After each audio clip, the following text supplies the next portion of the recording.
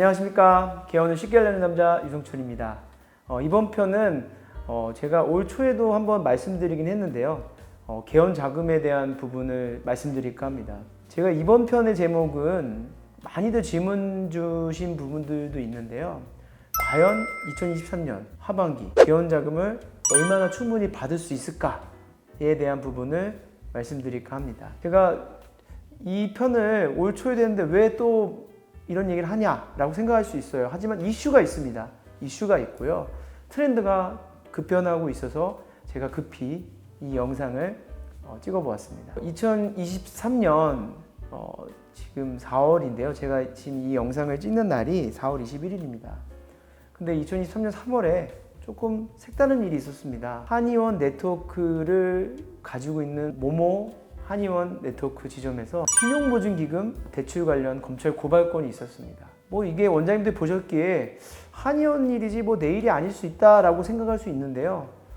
이 검찰 고발이 되면서 이 결과가 어떻게 나올지 저희도 또는 업계에 있는 사람들은 굉장히 주의 깊게 보고 있는데요. 신용보증기금이 사실 개헌에 미치는 효과가 제가 생각했을 때는 한 30%의 이상의 효과를 낼 거라고 생각을 합니다. 그 이유는 왜 그러냐면 아시다시피 은행에서 닥터론이라는 한도를 주고 있습니다. 대략 4억에서 5억 정도의 대출을 받을 수 있는데요. 개헌을 하시다 보면 요즘 대형화되어 있고 또 월세에 대한 부분이나 물가 상승으로 개헌에 대한 비용들이 올라가고 있습니다. 예를 들어서 인테리어라든지 또 의료기기 구입 자금도 늘어나고 있고요. 이거에 관련된 가전제품 여러 가지 물가 상승 때문에 예전보다 비용이 올라간 건 사실입니다. 그렇기 때문에 은행에서 해주는 4억에서 5억의 대출을 가지고 물론 개헌을 할 수도 있겠지만 대형화 있는 요즘 추세에 봤을 때 그 자금으로만 개헌을 하기에는 조금 빡빡하긴 부분들이 있어요. 그래서 대부분 해결책들이 신용보증기금이라는 나라의 기금에서 보증을 서주는 식으로 해서 대출을 하는 부분들이 있었는데요. 이 신용보증기금 한도가 굉장히 원장님들께는 도움이 많이 됐었습니다. 적게는 1억에서 많게는 자금 증빙이 된다면 10억까지 나와서 정말 규모가 되고 여러 가지 사업 자금이 계획서가 된다면 은행 대출 5억에 신용보증금 10억, 15억에 대한 자금을 받을 수 있는 아주 메리트 있는 그런 자금이었습니다. 이 신용보증기금이 왜 문제가 됐냐면 원장님들께서 기본적으로 이 원리를 아셔야 돼요. 이 신용보증기금은 크게 세 가지만 아시면 됩니다. 첫 번째, 사업계획서를 잘 작성해야 된다. 두 번째, 자기자기 증빙을 해야 된다. 세 번째, 자금 조달 계획서를 준비해야 된다. 이 세 가지가 가장 큰 포인트입니다. 사업계획서 안에 다 포함되어 있긴 한데요. 신용보증기금은 특징이 내가 원하는 대출 금액을 받으려고 하면 그에 합당한 비용을 증빙을 해야 됩니다. 그걸 자기자금이라고 합니다. 우리가 은행에서 대출 받을 때는 사실은 그런 부분들이 없어요. 얼마 필요하세요? 얼마 필요합니다.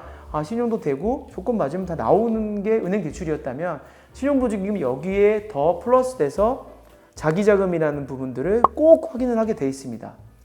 내가 우리 사업 때 투입할 돈만큼 대출을 해주겠다는 논리인데요. 이 부분은 규정에 나와 있기 때문에 중요합니다. 근데 단순히 내가 이 자기자금을 증빙한다고 해서 그것만으로 끝이 나는 건 아닙니다. 여기서 플러스 되는 게 뭐냐면 자금 조달 계획서에 이 부분들이 포함이 되는데요. 신용보증기금에서 생각하는 이 자금 조달은 내가 이 개헌을 하면서 받았던 은행 신용대출 그리고 내 자기자금 또 신용보증금에서 앞으로 받을 대출 이 세 가지가 합산이 돼야 된다는 부분들이 있어요.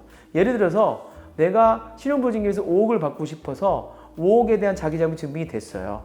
그러면 원장님도 생각하시기에는 5억 받은 대출 받으니까 5억만 증빙하면 되는 거 아니냐라고 생각할 수 있는데 신용보증금 생각은 절대 다릅니다.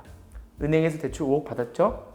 플러스 내 자금 5억 플러스 신용보증기금 받을 대출 5억 15억이라는 큰 금액을 증빙해야 되는 부분들이 생깁니다. 이 부분을 이해하실 수는 없지만 그들의 규정이기 때문에 따라야 되는 부분들이 있습니다. 그렇기 때문에 원장님들은 약간 큰 산에 막히는 느낌일 거예요. 아니 은행은 이런 게 없었는데 왜 신용보증기금은 이렇게 큰 돈을 증빙하라고 하냐 해야 됩니다. 해야 되고요. 이런 부분에 대해서 자기자금 조달 부분이나 자금 조달 계획서에 대한 부분이 대부분 문제가 될 확률이 큽니다. 그래서 이번에 2023년에 3월에 한의원 네트워크에 있던 부분들도 이런 부분으로 검찰 고발을 당했고요. 그 이후에 신용보증기금이 좀 많이 까다로워지고 있을 거라고 예상을 하고 있고 그러고 진행 중입니다. 그렇기 때문에 이런 부분들은 개원하실 때 꼭 유의하셔야 됩니다. 자금을 얼마나 나가고 어떻게 나가는지에 대해 한번 제가 간단하게 예시를 드려볼게요. 자금 조달 계획서, 자금 사용 계획서에서 말씀드릴까 하는데요. 순서대로 한번 말씀드릴까 합니다. 첫 번째, 보증금. 자리 계약하신 보증금 내셔야 되죠. 그 다음 뭐 하셔야 되죠? 두 번째, 인테리어 계약을 합니다. 인테리어 대금이 나가고요. 인테리어를 계약한 다음에 의료기기 구입하실 준비도 하셔야 되고 자금 지급도 하셔야 되죠. 그리고 냉난방, 그 다음에 간판, 그 다음에 홍보비용, 그 다음에 뭐 전자제품, 가구, 기타 여러 가지 잡비, 또 플러스 운영자금, 이런 식으로 자금이 들어가는 부분들을 볼 수 있습니다. 그래서 아까 말씀드린 은행대출 플러스 자기자금 플러스 신용보증기금 대출이 이꼬르가 돼야 돼요. 이 자금 사용에 대한 부분들이요. 그래서 그런 부분들은 꼭 유의하셔서 준비하셔야 됩니다. 사실 예전에는 이런 사건 사고가 있을 때는 지금보다는 팍팍하지 않게 나왔던 부분들이 어느 정도는 사실이긴 한데요. 지금은 정말 조심하셔야 될 부분이고 철저하게 준비를 하셔야 될 거라고 생각이 듭니다. 신용보증기금은 여기까지 좀 말씀드리겠고요. 그럼 은행대출은 어떤가? 라고 생각할 수 있는데 은행대출은 다행히 변동이 없고요. 정말 희소식은 금리가 조금씩 떨어지고 있다는 부분들입니다. 2021년 3%대 초반의 금리를 썼던 부분들이 굉장히 많았는데요. 2022년 하반기 10월, 11월부터 3% 초반이었던 금리가 서서히 올라서 5%, 그리고 12월에는 5.9%까지 올랐습니다. 다행히 올해 1월달, 2월달은 5%, 5.7, 5.8, 그리고 3월달에는 5.3, 5.4, 그리고 4월달에는 드디어 4자가 보였습니다. 4.9%. 물론 5% 발이 미치긴 하지만 4.9%까지 일단 금리가 떨어져서 한창 그 불안했던 수요를 조금이라도 안정적으로 할 수 있는 그런 긍정적인 부분들은 있습니다.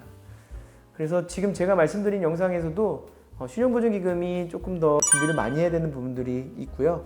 은행 대출에 대한 부분들은 조금 더 조건이 좋아졌다라고 보시면 될 것 같습니다. 어떻게 좀 이번 영상 도움이 되셨나요? 제가 다음 편에는 저희 세미나 때도 많은 관심을 주시고 하는 부분들이긴 한데요. 은행 대출뿐만 아니라 경영에 대한 부분을 말씀드릴까 합니다.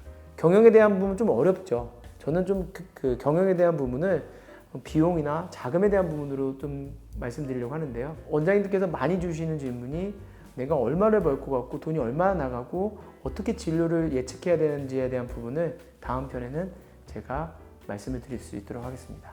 어쨌든 이번 영상이 좋으셨으면 구독과 좋아요, 알림 설정 부탁드리고요.